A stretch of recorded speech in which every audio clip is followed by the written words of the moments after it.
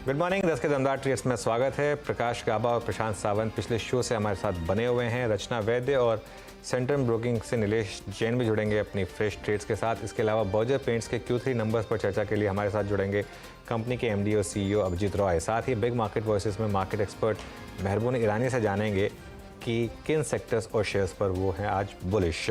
लेकिन उससे पहले एक बार जरा मार्केट पर आते हैं और मार्केट में देखिए हल्का सा कंसोलिडेशन प्रॉफिट बुकिंग के बाद वापस एक मूव आना शुरू हुआ है। निफ्टी डे हाई पर तो नहीं है लेकिन फिर 22,000 को रिक्लेम करता हुआ इस समय 22,004 पर। बैंक निफ्टी 230 पॉइंट ऊपर इस समय। एक बार निफ्टी IT दिखा दीजिए। निफ्टी IT आज सुबह से जो थोड़ा वीक था वहाँ पर थोड़ी सी रिकवरी लोअर लेवल से क्लियरली आपको दिखाई देगी। उसके अलावा इंडेक्स में SBI अभी भी स्टॉक ऑफ द मॉर्निंग बना हुआ है 2.5% ऊपर। एक्सिस बैंक में अच्छा मोमेंटम है 2% का। अदानी एंटरप्राइजेस में एक मोमेंटम आ रहा है। एक बार अदानी एंटरप्राइजेस का चार्ट लेकर आइए, वहाँ पर अच्छा मोमेंटम है। ये देखिए एकदम से स्पाइक आया अदानी एंटरप्राइजेस में। Canara Bank, Chambal Fertilisers, DLF, Canfin Homes, IOC, ये कुछ और स्टॉक्स हैं जो इस समय अच्छा कर रहे हैं। वीरो अभी हमारे प्रोड्यूसर साहब ने बताया कि 2 फरवरी को हमने लिया था IOC स्पॉटलाइट में, तब 149 का भाव था एक्चुअली और 28% के रिटर्न्स मिले हैं आपको 4 दिन में वहाँ से। वीरू बिल्कुल IOC वाकई बेहतरीन स्टॉक रहा इस दौर का। OMC से अच्छा चलिए, उसमें भी शार्पेस्ट मूव था IOC का।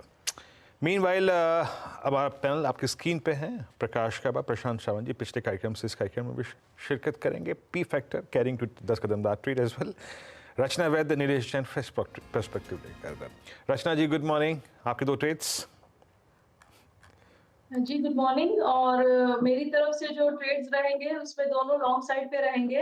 एक रहेगा L&T का फ्यूचर्स जिसको हम लॉन्ग करेंगे और दूसरा रहेगा कोटक बैंक का फ्यूचर्स जिसको हम अगेन लॉन्ग करेंगे। अगर पहले लेवल वाइज L&T की बात करें, L&T at this point in time एक down trend, falling down trend line को टेक आउट करने की कोशिश में लगा हुआ है। और यहाँ पे चार्ट वाइज अगर देखा जाए माइनर सा inverse head and shoulder pattern भी दिख रहा है। तो 3440 पे है यहाँ पे फ्यूचर्स। अगर ये काउंटर 3410 के ऊपर बना रहेगा तो अभी ये टर्न का डे 1 है, तो यहाँ पे पोजीशन कैरी भी करी जाने का चांसेस है 3410 के एसएल के साथ। यहाँ पे पहला टारगेट होना चाहिए 3460 एंड सेकंड टारगेट होना चाहिए 3500, जो 2 या 3 दिन के अंदर आना चाहिए, जो 3500 वाला लेवल है वो। और कोटक बैंक के जहां तक लेवल्स की बात है, कोटक बैंक के फ्यूचर्स 1811 पे है at this point in time and यहाँ पे भी it is trying to take out important crucial resistance of 200 period average. तो यहाँ पे अगर हम 1800 पे 1800 के नीचे एसएल लगाए, 1798 पे एसएल लगाए और अगर ये एसएल होल्ड कर जाए तो ऊपर वाली साइड पे वी कैन गो टुवर्ड्स 1822 और अगर 1822 भी निकल गया then we go towards 1830 and 35। Okay तो ये आपके 2 ट्रेड्स हो गए। रचना जी के कोटक महिंद्रा बैंक भी बाय है, जैसे कि मैंने आपको कहा था कि अच्छा डायरेक्टर साहब मेरा स्पॉट लेके आएंगे कोटक का। और क्योंकि मैंने जो उस वक्त व्याख्या की थी कोटक की, दैट मीन्स 18.7 से लेकर 18.14 के बीच में सारे मूविंग एवरेजेस परसिस्ट करते हैं। आइए देखते हैं वो क्या कर रहा है, क्या उसमें एंटर करने की कोशिश कर रहा है। एज ऑफ नाउ एग्जैक्टली उसी जोन पे जाके ठहर रहा है। याद रखिएगा 10 रुपए के अंतराल में सारे एवरेजेस प्लेस्ड हैं। नीलेश गुड मॉर्निंग, आपके 2 ट्रेड्स। गुड मॉर्निंग वीरेन जी, गुड मॉर्निंग सभी को। दोनों स्टॉक आइडियाज लॉन्ग साइड में हैं। सबसे पहले इंश्योरेंस स्पेस में काफी अच्छा मोमेंटम हमें देखने को मिल रहा है। तो इस स्पेस में SBI लाइफ ये काउंटर है जो अपने ऑल टाइम हाई लेवल्स के बिल्कुल करीब ट्रेड हो रहा है और on the verge of breakout भी है ये। तो मेरे ख्याल से इन लेवलों पर हम प्रीएम्प्ट करके इसे लॉन्ग करके चल सकते हैं। 1480 1490 के आसपास फिलहाल फ्यूचर में ट्रेड हो रहा है। तो यहाँ पे फ्यूचर्स में in fact all time high levels छूता हुआ नजर आ रहा है। ऊपरी सर पर 1520 और 1540 ये 2 टारगेट के लिए SBI लाइफ के फ्यूचर्स को लॉन्ग करके चल सकते हैं। 1478 का यहाँ पे स्टॉप लॉस करके चलना होगा। इसके अलावा दूसरा स्टॉक जो खरीदारी के लिए रडार पे आया है वो है Aditya Birla capital, AB capital. एक काफी लंबे अंतराल के बाद एक फॉलिंग ट्रेंड लाइन का ब्रेकआउट इस पर्टिकुलर काउंटर ने दिया है और उसके बाद 185 पे फिलहाल स्पॉट में ट्रेड हो रहा है। ऊपरी स्तर पर 190 एंड 196 ये 2 टारगेट के लिए AB कैपिटल को लॉन्ग करके चल सकते हैं। 181 का यहाँ पे स्टॉप लॉस रखना होगा। ओके चलिए ये समय नीलेश के पिक्स। गाबा सर आपकी 2 पिक्स क्या रहेंगे इस समय की? जो पहला शुरू होगा मेरा M&M फाइनेंशियल सर्विसेज। यहाँ पर तेजी है, बहुत बढ़िया ब्रेकआउट मिला है, ट्रेड करा है 298, स्टॉप लगाना चाहिए 295 पर, ₹3। मुझे लगता है M&M फाइनेंशियल 310 तक जा सकता है।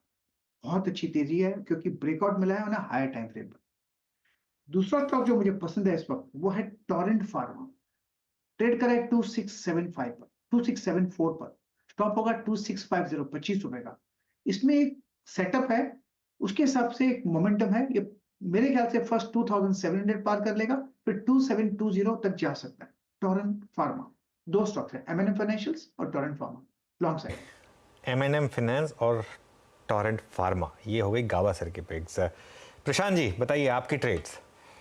जी अनुज जी, मेरा फर्स्ट पिक होगा जो मैं पिछले 2 दिनों से भी रिकमेंड कर रहा हूँ, अंबुजा सीमेंट। यहाँ पे मुझे लग रहा है एक अच्छा ब्रेकआउट आ सकता है, करीबन 573 पे ट्रेड कर रहा है, तो 564 564 स्टॉप लॉस रखेंगे और यहाँ से टारगेट रखेंगे 595 595 का। और जो नेक्स्ट पिक है तो रेंज में ग्रासिम ट्रेड कर रहा है बॉक्स में, बट यहाँ पे मुझे लग रहा है फिफ्थ गोल्डन रेशियो एक अच्छे सपोर्ट पे आया हुआ है, यहाँ से टेक ऑफ होने के चांसेस बहुत ज्यादा है। आज की ओपनिंग बहुत स्ट्रांग है, तो यहाँ पे स्टॉप लॉस रखेंगे 2055 2055 और टारगेट रखेंगे 2150 2150। तो मेरे दो पिक्स होंगे अंबुजा सीमेंट और ग्रासिम, दोनों ही सीमेंट से होंगे। ओके चलिए भाई, आप सब बने रहिए, कुछ और ट्रेड्स लेंगे आपसे, लेकिन अभी एक मैनेजमेंट हमारे साथ ज्वाइन कर रही है। तीसरी तिमाही में बर्जर पेंट्स ने अच्छा परफॉर्मेंस दिया है। कंपनी के मुनाफे में करीब 50%, तो आय में 7% की बढ़ोतरी हुई है। इंडस्ट्री के मुकाबले कंपनी का प्रदर्शन बेहतर रहा है। इतना ही नहीं, कंपनी ने 325 करोड़ के कर्ज के मुकाबले 56 करोड़ के कैश पर आ गई है। इस पूरे के पूरे नंबर्स और फ्यूचर आउटलुक पर बात करने के लिए हमारे साथ हैं बर्जर पेंट्स के MD and CEO Abhijit Roy. Abhijit ji good morning. पहले तो प्रोडक्ट मिक्स पे बात हो जाए, क्योंकि क्लियरली आपके मार्जिन्स बढ़े, सेल से कहीं ज़्यादा आपका एबिटा और प्रॉफिट बढ़ा, तो क्या आपका प्रोडक्ट मिक्स इस क्वार्टर में बहुत शानदार रहा? पहले तो जरा उस पर बातचीत हो जाए। तो रिजल्ट्स काफ़ी अच्छा रहा जैसे आपने बताया। इसमें दो कारण है, एक तो जो प्रॉफिट की बात कर रहे हैं उसमें मिक्स के साथ साथ रॉ मटेरियल प्राइसेस की जो प्राइस रिडक्शन हुआ है उससे एडवांटेज काफ़ी मिला हमें। अगर आप देखें कि लास्ट 3-4 क्वार्टर से हमारी ग्रोथ, जो रेवेन्यू ग्रोथ है वो इंडस्ट्री से ज़्यादा चल रहा है और प्रॉफिट ग्रोथ भी इस क्वार्टर में सबसे ज़्यादा रहा इंडस्ट्री में। थोड़ा बहुत तो मिक्स का इम्पैक्ट है। हमारे पास दो बड़ा यूनिक प्रोडक्ट्स है, इजी क्लीन और एंटी डस्ट, जिसमें इस जो सेमी लग्जरी कैटेगरी है उसमें हम लीडरशिप रोल प्रदान करते हैं। उसमें इन दो प्रोडक्ट्स काफ़ी अच्छा ग्रोथ रहा और ओवरऑल जो है इससे मिक्स जो है इम्प्रूव हो जाता है थोड़ा बहुत। तो ये इनोवेटिव प्रोडक्ट्स हमने लॉन्च किया था और ये अभी भी अच्छा ग्रोथ पे चल रहा है। अच्छा, आगे थोड़ा एक्सटेंशन हो जाएगा उसी सवाल का। क्या इसका मतलब आपने मार्केट शेयर गेन किया? क्योंकि मैं कंपैरेटिव एनालिसिस देख रहा था, एशियन पेंट्स की रेवेन्यू ग्रोथ थी 0.2%, कैंसाई की थी 1.3% और आपकी रही करीब करीब 3.6%। पहले आपने कहा था कि मार्केट शेयर 20% क्रॉस हो जाएगा, क्या उसकी तरफ आप बढ़ चले हैं अब? हाँ, मैं फिगर पता नहीं 3.6 दिस क्वार्टर 7% हमारी रेवेन्यू ग्रोथ थी। मतलब ओवरऑल इंडस्ट्री उन लोगों की भी हाँ 4-5% के करीबन था। हाँ हाँ but it is a gain in market share for sure, क्योंकि जितने भी प्लेयर्स हैं उनसे ज्यादा है थोड़ा से। जैसे आपने स्क्रीन पे लगाया है 5.4% एशियन है, कांसाई की 5% है और एक्जो नोबल की 4 पॉइंट समथिंग परसेंटेज था। तो उस हिसाब से हमारा ग्रोथ सबसे ज्यादा है। इससे कारण इंक्रीमेंटली थोड़ा से चेंज मार्केट शेयर में गेन ही हो रहा है और करीबन 20% के नजदीक पे हम बैठे हैं आज के दिन। अच्छा अभिजीत जी, ये मैं 2-3 चीज़ों पे आऊँगा। एक तो ये मार्जिन्स की ट्रेजेक्टरी जो YOY बेसिस पे अप्रॉक्सीमेटली 3.6% एक्सपैंड हुई है। Q4 में क्या हालात देखते हैं आप? मार्जिन्स की ट्रेजेक्टरी क्या रहेगी? और ये जो वॉल्यूम्स ग्रोथ 9.1 है, इसमें और एक्सपेंशंस की कितनी गुंजाइश है? फिलहाल वैसे ही चलेगा जैसे चल रहा था, मतलब in the revenue growth trajectory बहुत ज्यादा उसमें बढ़ोतरी की चांस कम दिख रहा है इन Q4। जिस हिसाब से अभी तक चल रहा है माहौल, अगर आगे चल के सडनली ग्रोथ मोमेंटम बढ़ जाए तो वो अलग बात है, लेकिन अभी के लिए ऐसा ही चलेगा। As far as profitability is concern, तो इस क्वार्टर में हमारा प्रॉफिट 2 कारण से बढ़ा था। एक तो रॉ मटेरियल प्राइसेस जो गिरा था, और दूसरा जो था उसमें मिक्स का काफ़ी इम्प्रूवमेंट हुआ था, तो 2 कारण से थोड़ा-सा बढ़ गया था इन द थर्ड क्वार्टर। लेकिन हमने एडवर्टाइज़मेंट स्पेंड बहुत ज़्यादा किया था इन क्वार्टर 3 बिकॉज़ उसमें वर्ल्ड कप का मैच था, तो उसमें हमने काफ़ी डिजिटल में काफ़ी पार्टिसिपेट किया था ज़ोर-शोर से, तो उसमें खर्चा काफ़ी बढ़ गया था। हमारा एड स्पेंड्स और आप ओवरहेड्स में देखिएगा एक्सपेंसेस बहुत बढ़ गया है। तो that is primarily because of the advertisement that we did, वो कम हो जाएगा इस क्वार्टर में। लेकिन हमने प्राइस कट एक लिया है जो अबाउट 2.7% ऑफ सेल है। तो जितना हमारा गेन होगा एडवर्टाइज़मेंट काटने के बाद, उतना शायद न्यूट्रलाइज़ हो जाएगा प्राइस कट के कारण। सो मोटा-मोटी जो जिस जगह पे हम थे, वहीं पे रहेंगे in terms of profitability. Okay अच्छा सर, अब आपका क्योंकि इंटरेस्ट बर्डन तो नहीं है ना इस क्वार्टर से आपके ऊपर, क्योंकि you are not I think 56 crore plus versus 3 to 4 CR of debt, interest burden that's कोई राइट। नहीं ना। ना, दैट्स गुड सर। ये हाँ, T2 T3 में अब आप लोगों ने काफ़ी अच्छा एक्सपेंड किया है इस बार, क्या यहीं से ज़्यादा वॉल्यूम्स आ रहे हैं और अगले 1-2 क्वार्टर्स में ये एक मेजर ड्राइविंग फोर्स होगी T2 T3 से शहर जो है सिटीज़? तो हमारे पास एक्चुअली डिस्ट्रीब्यूशन एक्सपेंशन का स्कोप काफ़ी है। हम नंबर 2 ज़रूर है इंडिया में, लेकिन गैप बहुत है डिस्ट्रीब्यूशन में। तो कई सारे जगह में हमारी प्रेज़ेंस उतना है नहीं, तो इसलिए हमने उसमें ज़ोर लगाया है इस साल, और अगला साल, अगला 1-2 साल भी हम उसी पे ज़्यादा ज़ोर लगाएँगे।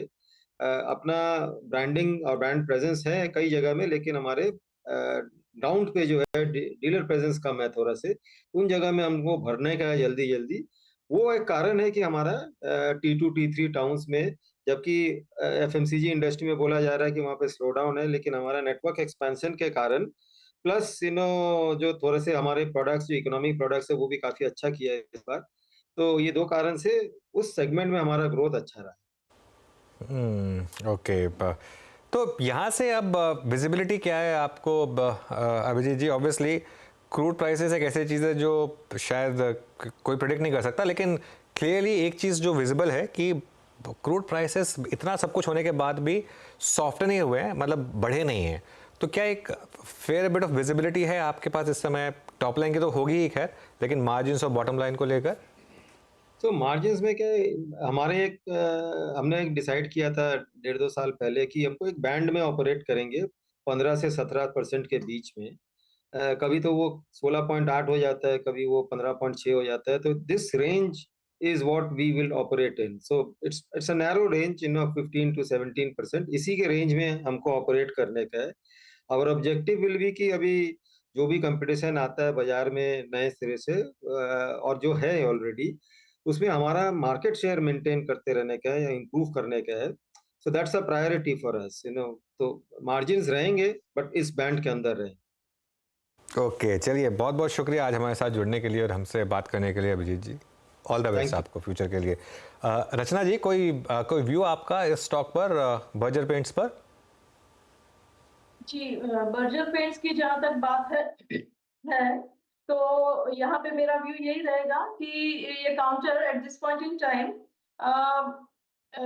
डाउन ट्रेंड दिखा रहा है और इम्पोर्टेंट एवरेजेस के नीचे जा रहा है। तो हमें अगर यहाँ पे कोई भी किसी भी तरीके का लॉन्ग लेना हो तो हमें यहाँ पे 570 जब क्रॉस होता है तभी एंटर करना चाहिए फ्रेश लॉन्ग के लिए, और तब तक का इसको थोड़ा टाइम देना चाहिए। एंड जब तक 570 के नीचे रहेगा तब तक इसमें फ्रेश बाय बनने के चांसेस कम है। डाउन साइड पे इंपॉर्टेंट सपोर्ट बनता है करीब करीब 550 पे। अगर 550 होल्ड कर गया ड्यूरिंग द डाउन मूव जो करंटली ऑन है, तो एक चांस है कि वहां पे कहीं पे स्टॉक सेटल होगा और धीरे धीरे ऊपर जाने की कोशिश करेगा। फ्रेश लॉन्ग के लिए मैं इस वक्त यहाँ पे सलाह नहीं दूंगी जब तक 570 क्रॉस नहीं करेगा। ओके चलिए, एक काम करते हैं, एक बार जरा टीआरएफ का शेयर लेकर आइए और देखिए किस तरीके की रैली यहाँ पर हो रही है टीआरएफ में। आपको याद होगा टाटा ग्रुप ने एक डिसाइड किया था कि काफ़ी इनके जो मेटल्स से एंसिलरी स्टॉक्स थे वो टाटा स्टील के साथ मर्ज होंगे। अभी टीआरएफ ने उसको मना कर दिया है, तो वो जो मर्जर रेशियो था वो टीआरएफ के टेक्निकली अगेंस्ट था। टीआरएफ इस समय 20% के सर्किट पर, तो ये इस समय एक अच्छा मूव यहाँ पर इस स्टॉक में आपको आता हुआ दिखाई देगा आपका।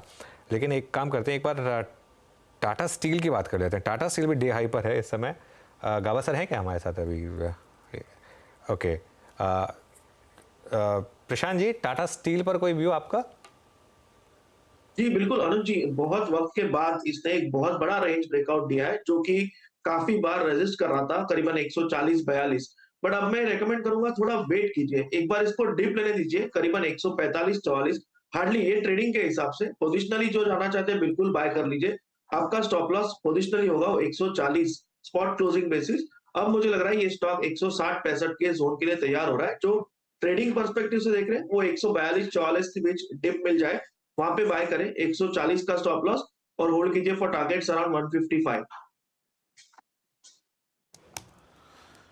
ओके, हाँ, आपका टाटा स्टील 147 पे डे हाई पर ट्रेड करता हुआ।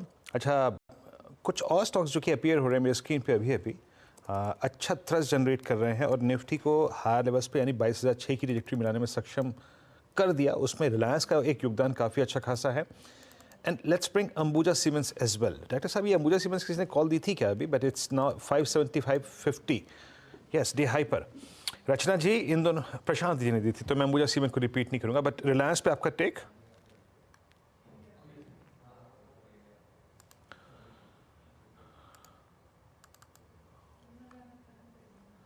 रचना जी, रिलायंस पे आपका टेक? आप म्यूट पे हैं। रिलायंस पे मेरा टेक पॉजिटिव है और यहाँ पे मुझे लग रहा है कि 2900 को जैसे ये क्रॉस करता जा रही है, स्टॉक बहुत जल्दी हमें 3000 का नंबर दिखाने वाला है। It's just a matter of time and nothing else. और यहाँ पे अगर आप डेली चार्ट के हिसाब से भी देखें तो 5 to 7 डेज के कंसोलिडेशन के बाद इंपॉर्टेंट सपोर्ट से ये मूवमेंट आ रही है, तो 3000 तक का रास्ता यहाँ पे बिल्कुल क्लियर है और मैं टोटली पॉजिटिव हूँ इसके ऊपर। और फ्यूचर्स के हिसाब से 2870 का एसएल जो है वो क्लोजिंग बेसिस पे जब तक होल्ड करेगा 2870, तब तक मैं यहाँ पे पॉजिटिव रहूंगी फॉर अ स्विंग ट्रेड जिसका टारगेट 3000 होना चाहिए। एंड एज ए डिस्क्लोजर मैंने अभी ये अपने क्लाइंट्स को दिया है। ऑल राइट, चलिए रिलायंस एक बार चंबल फर्टिलाइजर्स रिविजिट करते हैं। बाय द वे 6% ऊपर अब ये स्टॉक का, और जिस तरीके का चार्ट बन रहा है ना, ये लग रहा है मुझे कि आज ये टेम्परेरी फ्रीज की तरफ बढ़ रहा है स्टॉक का, क्योंकि कंसिस्टेंटली हर डिप पर बाइंग डिप आती है, बाइंग डिप आती है, बाइंग फ्रेश इंटरडे हाई लगता है। अच्छा मोमेंटम यहाँ पर। चलिए, अब बिग मार्केट वॉइसेस में हमारे साथ मार्केट एक्सपर्ट मेहरबून ईरानी जुड़े हैं, उनसे जानते हैं कि वो इस समय मार्केट को किस तरीके से देख रहे हैं और कहाँ पर पैसा बनेगा। मेहरबून जी, गुड मॉर्निंग। आपने इतने साल बिताए मार्केट में, ऐसा फेस देखा है कभी कि इस तरीके की रैली पीएसयूज में हो रही है, मिड कैप्स में हो रही है और लोग क्वेश्चन कर रहे हैं, लेकिन अगले दिन फिर स्टॉक 5-6% ऊपर? और क्या कह रहा है ये इस फेस के बारे में मार्केट के? आई थिंक जो इलेक्शंस अभी रिसेंटली हुए थे उसके बाद मेरा व्यू था, and I had come on record to state this, and I still stick to the same, कि we are going to see an explosive new high in the market इन 2024। Timing पूछे तो मैं कहूँगा करीबन मई जून के आसपास आ सकता है, if we have the Fed also reducing rates, if we have an election verdict largely in favor of the ruling party, 300 seat, 320 seat, 350 seat, 370 seat, इससे मार्केट को फर्क नहीं पड़ेगा। And third is if we have the prediction of a decent monsoon after not a very good monsoon last year, तो why can't we have a new high? अभी level की बात 21, 22, 23, 24, 25 मुझे पता नहीं है, but we are trending higher. और आपने मुझे पूछा कि कभी मैंने ऐसा मार्केट देखा था, मैं कहूँगा मैंने मार्केट तो छोड़ दीजिए, मैंने एक्सपर्ट्स को भी नहीं देखा था जो 2, 3, 4, 5 महीने पहले were shying away from this stocks, and now everybody is coming and recommending them and the stock is 50% higher. Reliance Industries जो एकदम लगड़ा जैसा हो गया था, वही लेवल के आसपास रेंज में घूम रहा था, आज 300, 400, 500 रुपये बढ़ने के बाद everybody is lacking the stock. तो यहाँ पे जो चल रहा है वो दो चीज़ है जहाँ पे मुझे थोड़ा सा डर है मार्केट के बारे में आगे चलकर। एक है कि रिटेल क्रेडिट जो हुई है, I think it is far more than corporate credit, जो मैं पहली बार देख रहा हूँ। ये रिटेल क्रेडिट जहाँ कहाँ रही है, I think possibly it's going to the stock market, ये मेरा पर्सनल मानना है। अगर आप कंजम्पशन देखो, consumption is growing at the lowest pace from 2002, 2003, then where is retail credit going? Obviously it's coming into the market. Second worry जो है in a way कि mid cap small cap funds को जो regular payment आते हैं every month, I think the money is going more into mid cap and small cap funds और वो deploy हो रहा है मार्केट में और रोज का आप देख रहे हो mid cap small cap stocks are going up by 3, 4, 5, 6, 7% and people are enjoying themselves. तो somewhere we have to remember, accept and appreciate कि जहाँ पे निफ्टी अगर 10, 15, 20% बढ़ा हो पिछले एक साल में, काफ़ी सारे पोर्टफोलियोज 50%, 100%, 150% बढ़े हैं. So on the way down, even if there is a pullback of 5, 7, 8%, it is possible this portfolios may come down by 15, 20, 25% also from their highs momentarily. इसके लिए investors have to be ready because complacency थोड़ी ज़्यादा बढ़ रही है. रही बात market में क्या करना चाहिए, I think go by the themes which are the favorites of this government. जैसा मैं कहूँगा एनर्जी एंड माइनिंग डिस्क्लोजर, मेरे personal 40% of my portfolio money is in energy and mining stocks. यहाँ पे कोल इंडिया हो, एनटीपीसी हो, Power Grid हो, PFC हो, आरईसी हो, गेल इंडिया हो, I think there are whole lot of opportunities here. सारे स्टॉक्स बढ़े हुए. अनुज जी आपने बिल्कुल ठीक पूछा. Can they have a pull back? Certainly yes. Will they be higher? 100% yes. I would say energy and mining is the best theme. Second is something called green energy and hydrogen, जहाँ पे companies like BPCL, IOC, Reliance Industries, Tata Power, Adani Green, there are a whole lot of companies in this particular space जो आखिर में जो theme पे जो concentrate कर रही है government, they will reap benefits. Have they gone up in a hurry? Maybe yes. Can there be a pullback? Possibly yes. तीसरा थीम है is something like a transformer sector connected to the energy sector. Fourth is fisheries. मुझे पसंद है. Fisheries, shrimp farming की companies है. They like people have ignored them. People are forgetting about them. I think they will come back to the fore. और एक turn around sector में मैं textiles को पसंद करता हूँ. Hotels and entertainment continues to be a good segment to be in. So there are opportunities in this market. Private banks को छोड़कर पब्लिक बैंक्स में अभी भी अपॉर्चुनिटी है. Then there is an opportunity in regional banks. So market में opportunities की कमी नहीं है. आप मुझे पूछ रहे हो पब्लिक सेक्टर में क्या हो गया है. I think most of this public sector companies are in this particular sectors. दूसरी बात है Anuj sir, let's be very honest. 5, 6, 7 साल पहले I had my brother, elder brother calling me up and saying मेरे को पब्लिक सेक्टर बैंक में मेरा fix deposit है, मुझे पैसा वापस मिलेगा कि नहीं. सब लोग डरे हुए थे. Forget recommending stocks, people are worried of putting money also. Now the fact is everybody is buying stocks, nobody is questioning. Books have become very clean. Write offs भी हुए हैं, थोड़ी सी रिकवरी भी हुई है, प्रोविजन हुई थी. तो banks have got the money now, they have raised money also to land. Point number 1. Point number 2, somewhere along the line एक थीम बाहर आता है कि आज का जो प्रोमोटर है बैंक्स का, पब्लिक सेक्टर का, possibly perception wise they are the strongest that I have seen in my last 30 years in the market. So there is a lot of belief in this government which is the promoter of all this public sector, and therefore forget the skepticism. I think there is a lot of optimism which has come into the fore as far as this particular stocks goes. मैं मुझे मजाक में पूछने वाला था आपसे, आपके भाई साहब का और कहाँ पर डिपॉजिट है? नहीं, the point is Anuj sir, लेकिन मैं बात कर रहा था सर एग्जैक्टली